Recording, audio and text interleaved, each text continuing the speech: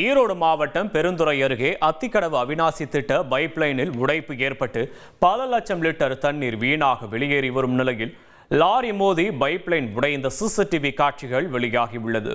இது குறித்த கூடுதல் விவரங்களை செய்தியாளர் சதாசிவம் வழங்க கேட்கலாம். சதாசிவம், வணக்கம். விவரங்களை பதிவு பண்ணலாம். சதாசிவம், வணக்கம்.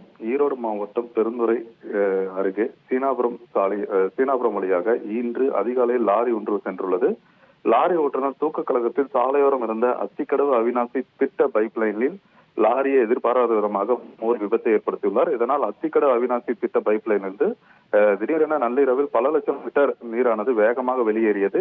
அதிகாலை நடந்த இந்த விபத்தினால் அந்த பகுதி முழுவதும் நீரால் சூழப்பட்டது. இருப்பினும் விபத்து நடந்த இடம் மேடான பகுதி என்பதால் பள்ளமான இடங்களில் உள்ள குட்டைகளுக்கு மற்றும் நீர்நிலைகளில் தண்ணீர் சென்றதால் மக்களுக்கு எந்த பாதிப்பும் இடையூறு ஏற்படவில்லை. இந்நிலையில் அதிகாலை லாரி அத்திக்கடவு அவிநாசி திட்ட பைப்லைன் மோதி விபத்தை ஏற்படுத்தும் சிசிடிவி அது வைதி ஒரு பிளாட் வாங்கணுமா இல்ல ஒரு பிளாட் வாங்கணுமான்னு ஒரே கன்ஃபியூஷன். ஒரு ரியல் எஸ்டேட் எக்ஸ்பர்ட் கிட்ட பேசு. எப்படி? பாஸ் வாலா பி தி பாஸ் காட்சி தற்போது வெளியாகியுள்ளது.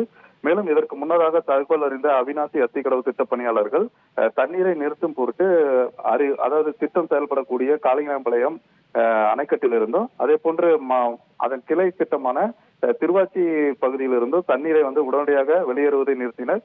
இருப்பினும் இந்த சூழல் தண்ணீர் ஆல்ரெடி ஏற்கனவே சென்று கொண்டிருந்த குழாயில் ஏற்கனவே சென்று கொண்டிருந்ததால் இன்னும் 2 மணி நேரத்திற்கு மேலாக தண்ணீரானது வெளியேற வாய்ப்புள்ளதாகவும் திட்ட பணியாளர்கள் தெரிவிக்கின்றனர். தொடர்ந்து பைப்பை சரி செய்யும் பணியில் திட்ட பணியாளர்கள் ஈடுபட்டு வருகின்றனர்.